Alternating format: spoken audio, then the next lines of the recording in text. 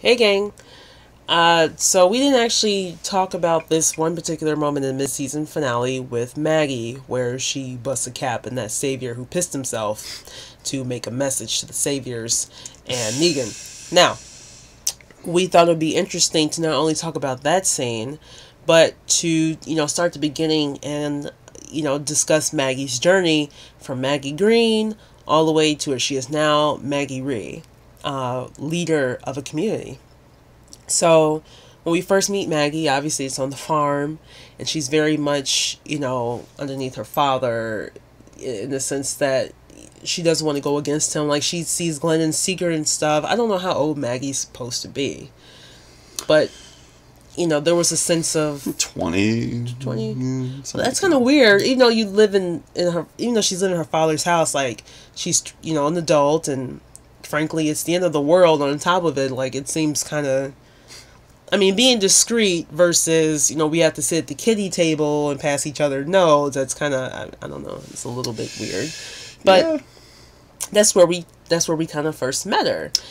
She still showed signs of, she wasn't like totally under her father's thumb. Well, remember, she was the one who like told Herschel that he was being a dick and tried to convince him to not kick Rick off the farm too. Well, that's true.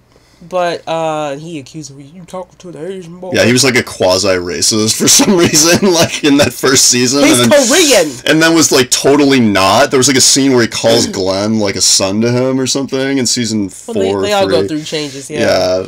But, the fact is that, she has to make it clear eventually that, I don't need your permission and,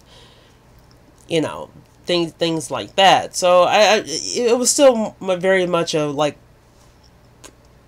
she's kind of treated like a minor in certain respects. I think her whole thing was she was just like naive and really had not been exposed to a whole lot of different types of people and different scenarios in the world. She just didn't seem somebody who was very experienced in the world outside of Georgia, or the farm for that matter. Things had to change real quick when the world ended. Yeah. And I think Glenn also helped her on her journey of growth. Obviously they were a couple, but when they're separated after the fall of the prison, and she goes on like this, well, she attempts to go on this like one-woman mission to find him and get him back.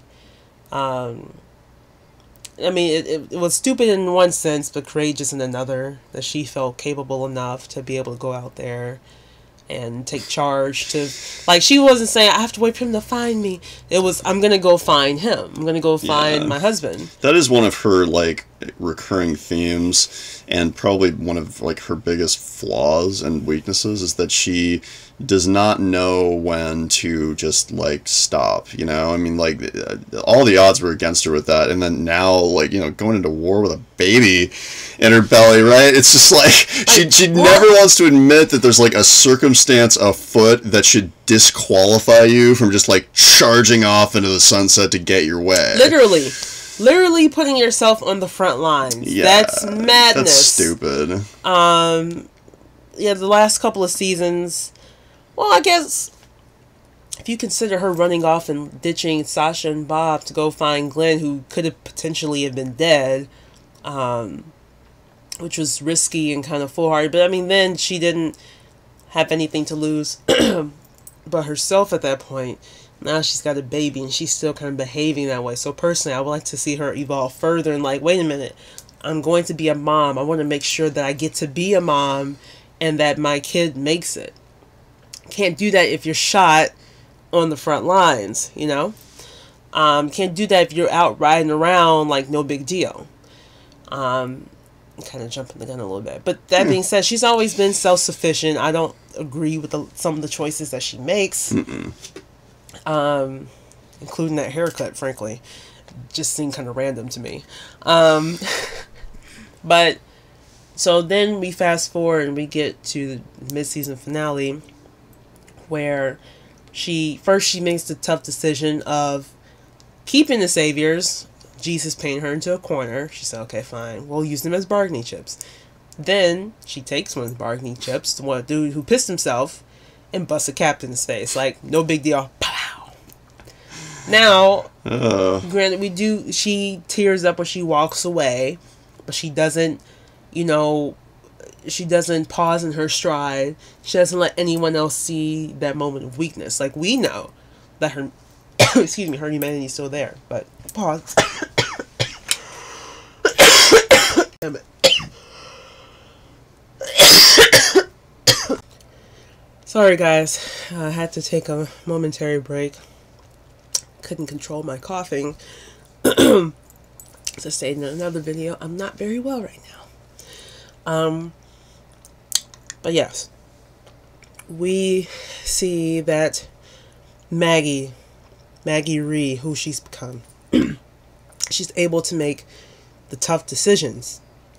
However, it doesn't leave her unaffected, which, if you compare her to some of the other characters who feel nothing if they take a life, Rick, Michonne, Daryl, it's just kind of like, you know, no big deal. When they actually, that reminds me, when your wine bottle. ginger ale. Oh. When Gavin and the others come back to the church looking for Rick to kill him and eat his baby, Gavin's words, Maggie and Glenn are hanging in the back, and it's Abraham, Sasha, Rick, and Michonne who kill the others without hesitation, and Rick kind of enjoys it, frankly. Maggie's just not that person. However, that doesn't mean she won't pull the trigger if she has to, and she does. She shoots this guy point blank. He was a prisoner. He was unarmed. Didn't give a rat's ass. Well, she did, but you know what I mean. She still did it. Yeah, I mean, and she didn't hesitate in front of everyone else, which is very powerful and important. I think that whole thing that happened like prior with Simon in the car and everything, and when like he just point blank like shot somebody who was in the back seat, which granted was not like a main character or anything. She's seen worse. I know, but I think that kind of like propelled her though into like just the ruthlessness well, she planned it in that car, because when she asked Simon for that coffin, she knew she wasn't going to use it for one of her people. Yeah, probably. That was premeditated. Definitely. She already had that fool picked out before she pulled back up the hilltop. Yeah. So anyway, yeah, she's gone through quite a journey, and she's kind of like transformed now into like, you know, a bit of a ruthless leader. I mean, it still bothers her, but she's definitely turned into a ruthless leader. But I guess that's what happens to people in times of war. I mean, you know, you find out what you're actually made of when people are threatening you and your family.